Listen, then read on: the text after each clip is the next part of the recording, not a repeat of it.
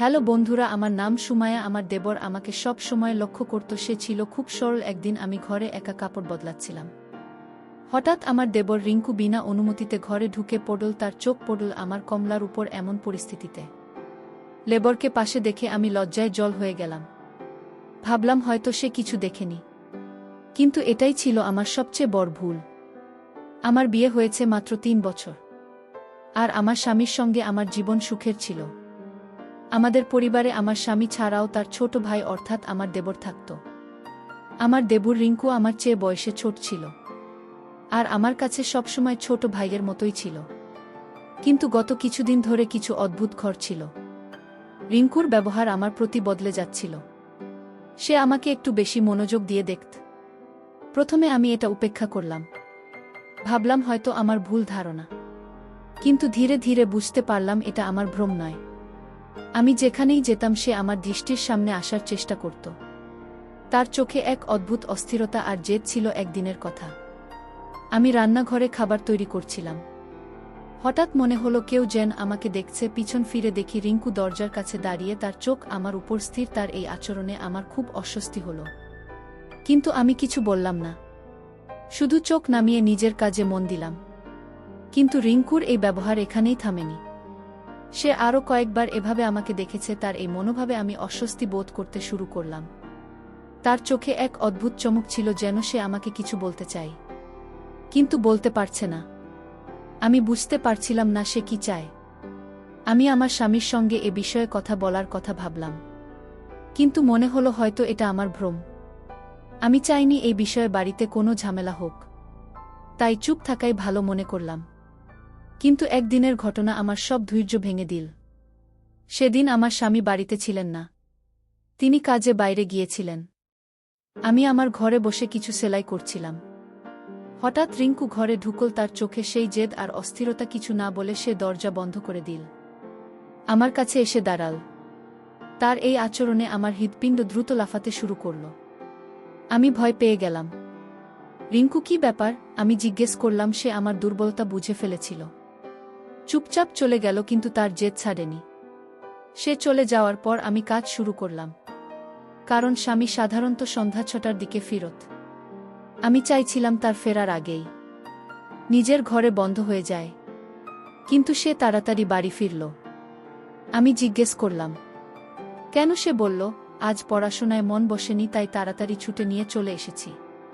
তার উত্তরে আমি চুপ হয়ে গেলাম, কারণ আমি জানতাম তার মন কেন বসেনি।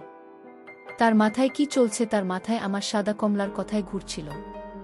মন চাইছিল সব ছেড়ে আমার বোনের কাছে চলে যাই, যাতে এই প্রতিদিনের ঝামেলা থেকে মুক্তি পাই। কিন্তু সেখানে গেলে লোকে কি বলবে? বিয়ে হয়েছে কিছুদিনই, আর লোকে মেয়েদের নিয়ে নানা রকম কথা বলতে শুরু করে। আমি চুপচাপ রাতের খাবার তৈরি করে রিঙ্কুর সামনে রাখলাম। ঘরে গিয়ে ঘুমানোর কথা ভাবলাম, কিন্তু রিঙ্কু খাবার একপাশে সরিয়ে বলল, ভাবি, খাওয়া দাওয়া পরে হবে। আগে আমি তোমার সাদা কমলা দেখতে চাই। তুমি যদি নিজে না দেখাও, আমি তোমার ঘুমানোর পর লুকিয়ে দেখে নেব। তার কথা শুনে আমি হতবাক হয়ে গেলাম। সে যে অটল ছিল, আর জানতো আমি একা, তাই সে আমাকে ভয় দেখাতে পারে, এমনকি যা খুশি তাই করতে পারে। আমার মাথা ঘুরে গেল। তার এই হুমকিতে সত্যি আমাকে কথা বলতে হলো। অনেক কষ্টে মন শক্ত করে বললাম, তোমার লজ্জা করা উচিত। নিজের ভাবিকে এভাবে বিরক্ত করছো। যদি তুমি আমার সঙ্গে আর এমন কোনো খারাপ কথা বলো বা আমাকে একা ভেবে ভয় দেখানোর চেষ্টা করো, তাহলে এবার তোমার ভাই ফিরলে তাকে সব বলে দেব। আমার কথায় সে চমকে গেল।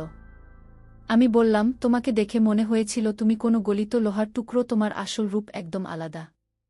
কিন্তু তুমি যদি সত্যিই এই পথে এগোতে থাকো, তাহলে তোমার ভাই আমাকে কিভাবে ছেড়ে দেবে?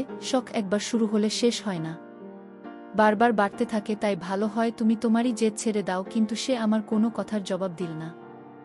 হাল ছেড়ে আমি তার দিকে তাকিয়ে নরম সুরে বললাম, ঠিক আছে, আমি তোমাকে আমার কমলা দেখিয়ে দিচ্ছি, কিন্তু প্রতিজ্ঞা করো তুমি বারবার দেখতে বলবে না।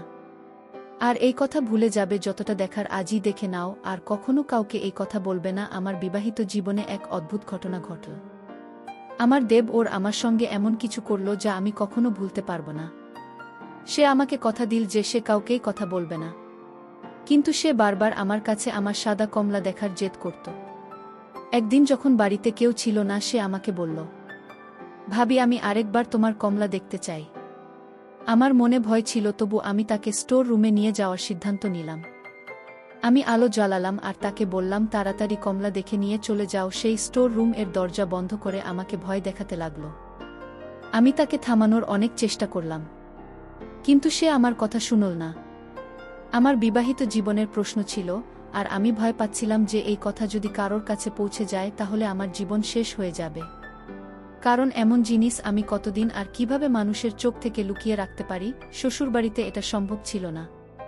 আমি ভেবেছিলাম বিয়ের পরে আমি এই সমস্যা থেকে মুক্তি পাব, কিন্তু এটা তো আমার মাথার উপর চিরকালের জন্য চেপে বসল। মন চাইতো জীবনটাই শেষ করে দিই, কিন্তু আমার পরিবার যারা আমাকে এত ভালোবাসে তাদের জন্য নিজেকে এমন কিছু করা থেকে বিরত রাখতাম। আমি কখনো এভাবে মরতে চাইনি। আমি তাকে আমার সঙ্গে নিয়ে যাওয়ার কথা স্পষ্টভাবে অস্বীকার করলাম। আমি এই জিনিস শ্বশুরবাড়িতে নিয়ে গিয়ে নিজের তামাশা বানাতে চাইনি, মানুষকে প্রশ্ন জবাবের সুযোগও দিতে চাইনি। আর সেই জিনিস আমাকে বিয়ের 3 মাস পর্যন্ত লুকিয়ে রাখতে হতো, কিন্তু তার সম্ভব ছিল না। আমি কিভাবে লুকিয়ে রাখতাম? কিন্তু মা বললেন, যদি আমি সেটা সঙ্গে না নিয়ে যাই তাহলে বিয়ের পর তালাক নিয়ে বাড়ি ফিরতে হবে। এই কথা শুনে আমি খুব ভয় পেলাম। আমারও ভয় লাগতে শুরু করল। আর তাছাড়া 3 মাসের তো ব্যাপার, তাই আমাকে সেই জিনিস সঙ্গে নিতে হলো। এটা ছিল কমলা, নইলে আমার জন্য আরও বড় সমস্যা হতো। কারণ একটা জানোয়ারকে তো আমরা বলতে পারি না যে চুপ করো, সে আমাদের কথা বুঝতে পারে না। যাই হোক, আমি একটা বড় সুটকেস বন্ধ করে সেটার সঙ্গে নিয়ে এলাম। কেউ আমার উপর সন্দেহ করেনি, কারণ যৌতুকের অনেক জিনিসপত্র ছিল। কেউ জানতে পারেনি এই বাক্সে কি আছে। সবাই খুব স্বাভাবিক ছিল, তাই কারণ নজর এটার উপর পড়েনি। আমি ওখানেই তাকে খাবার দাবার দিতাম, কিন্তু কিছুদিন যাওয়ার পর আমি তাকে স্টোর রুমে লুকিয়ে রাখলাম। কেন? কারণ আমার ভয় ছিল আমার স্বামীর চোখে যদি এটা পড়ে আর হঠাৎ স্টোর রুম এ এমন কিছু দেখে তিনি রাগ করেন। স্বাভাবিকভাবেই যে কেউ বাড়িতে বা ঘরের ভেতর এমন কিছু দেখবে সে তো ভয় পাবেই। যতদিন এই 3 মাস না কাটছিল, এই কমলা আমার মাথার উপর ভারের মতো ছিল। আমি তাকে তালাবন্ধ পর্দার আড়ালে লুকিয়ে রাখতাম, কিন্তু জানি না কিভাবে আমার দেবর তার কাছে পৌঁছে গিয়েছিল। তখন থেকেই আমি সমস্যায় পড়ে গেলাম। আমি নিজেকে শুধু একটা বাচ্চা ভাবতাম। সে আমার সঙ্গে অদ্ভুত আচরণ করতে শুরু করল। সে আমাকে বিরক্ত করত, আমার মাথার উপর চড়ে বসত আর সবসময় একটাই দাবি করত, ভাবি আমাকে তোমার সাদা কমলা দেখতে হবে। আমি প্রথমে তাকে বাচ্চা ভেবে তার কথা উপেক্ষা করতাম, কিন্তু যখন কেউ তার কথা শুনত আমি ভয় পেয়ে যেতাম। সে সব সময় একা থাকলে সাদা কমলা দেখার জেদ করত। এতে আমি হতভম্ব হয়ে যেতাম, সে আমার সাদা কমলা কিভাবে দেখে ফেল।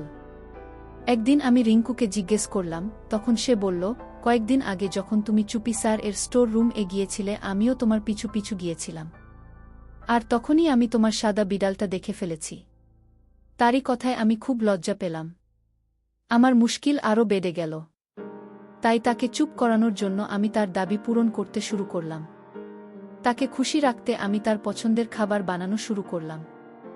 দিনভর ঘরের কাজের পাশাপাশি তার কাজও দৌড়ঝাঁপ করে করতাম, যাতে সে মুখ বন্ধ রাখে আর এমন কোনো দাবি না করে যা আমি পূরণ করতে পারব না। যদি কেউ একটু আঁচ পেয়ে যেত তাহলে আমার সংসার ভেঙে যেত। আমি চেষ্টা করতাম যে কোনোভাবে রিঙ্কু কি খুশি রাখতে পারি, কিন্তু রিঙ্কু প্রতিদিন সেই একই দাবি নিয়ে হাজির হতো। আমি যখনই স্টোর রুম এ যেতাম সে আমার পিছু পিছু চলে আসত। তাকে এড়ানোর চেষ্টা করেও আমি ব্যর্থ হচ্ছিলাম। এই ব্যাপারটা এমন ছিল যে আমি আমার স্বামীকেও বলতে পারছিলাম না। যদি তিনি জানতে পারতেন যে তার অনুপস্থিতিতে আমি রিঙ্কু কি কমলা দেখিয়েছি, তাহলে হয়তো তিনি আমাকে তালাক দিয়ে দিতেন। আমি ভয়ে ছিলাম আর আমার সম্পর্ক বাঁচাতে রিঙ্কুর হাতে খেলনা হয়ে যাচ্ছিলাম। রিঙ্কু সবসময় আমাকে বিরক্ত করত।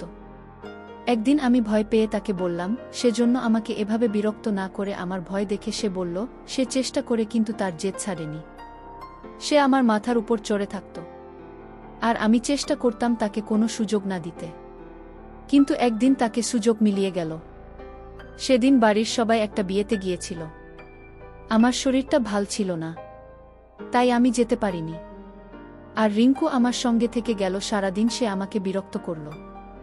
অবশেষে সন্ধে শেষে আমি হাল ছেড়ে দিলাম আর তাকে নিয়ে স্টোর রুম এ চলে গেলাম।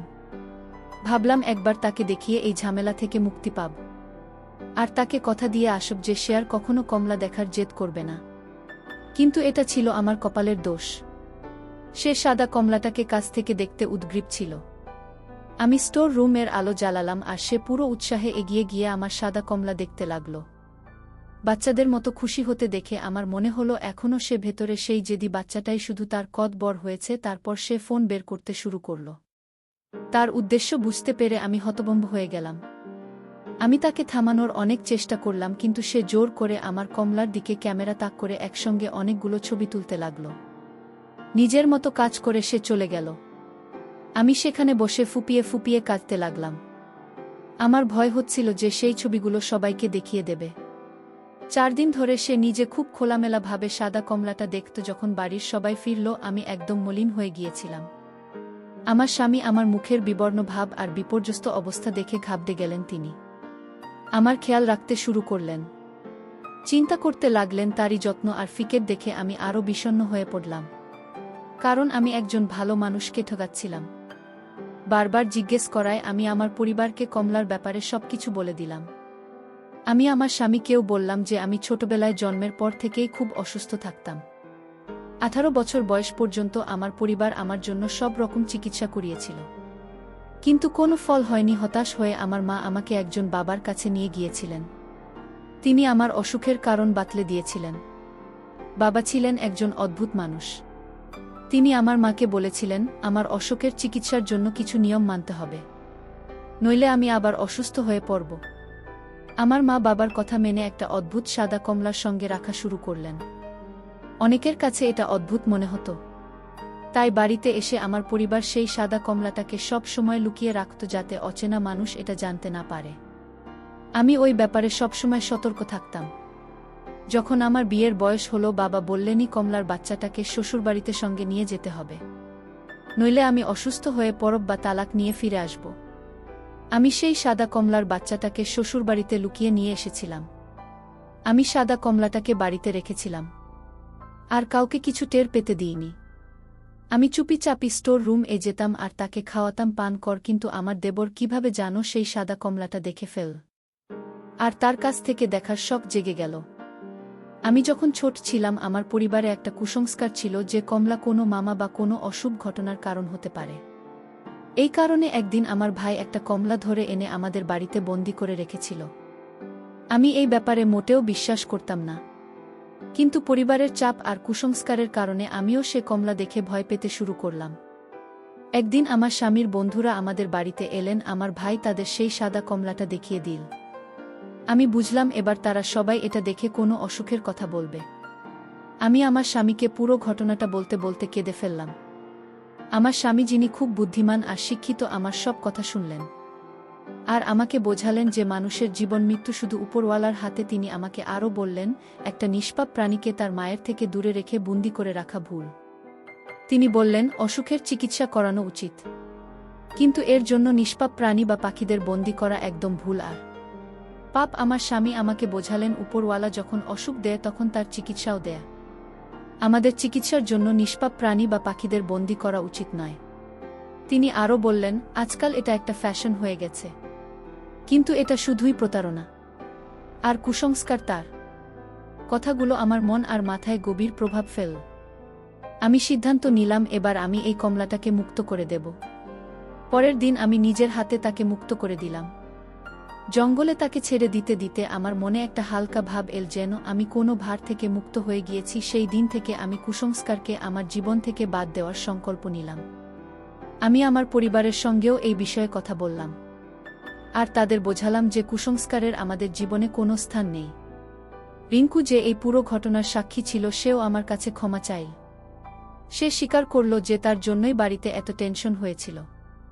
আমি তাকে ক্ষমা করে দিলাম, কারণ আমি জানতাম সেও এই কুসংস্কারের শিকার হয়েছিল। এই পুরো অভিজ্ঞতা আমাকে আর আমার পরিবারকে একটা নতুন দৃষ্টিভঙ্গি দিয়েছে। এখন আমরা কুসংস্কার থেকে দূরে থাকি আর যুক্তি ও বিজ্ঞানের ভিত্তিতে জীবন যাপন করার চেষ্টা করি।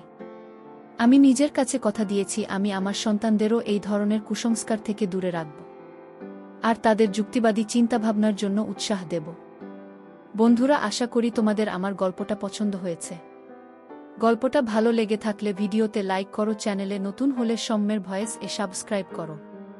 আর হ্যাঁ, নোটিফিকেশন বিলটা অবশ্যই প্রেস করো যাতে পরের আপডেটটা তোমরা সবার আগে পাও। তাহলে এখনই করে ভালো।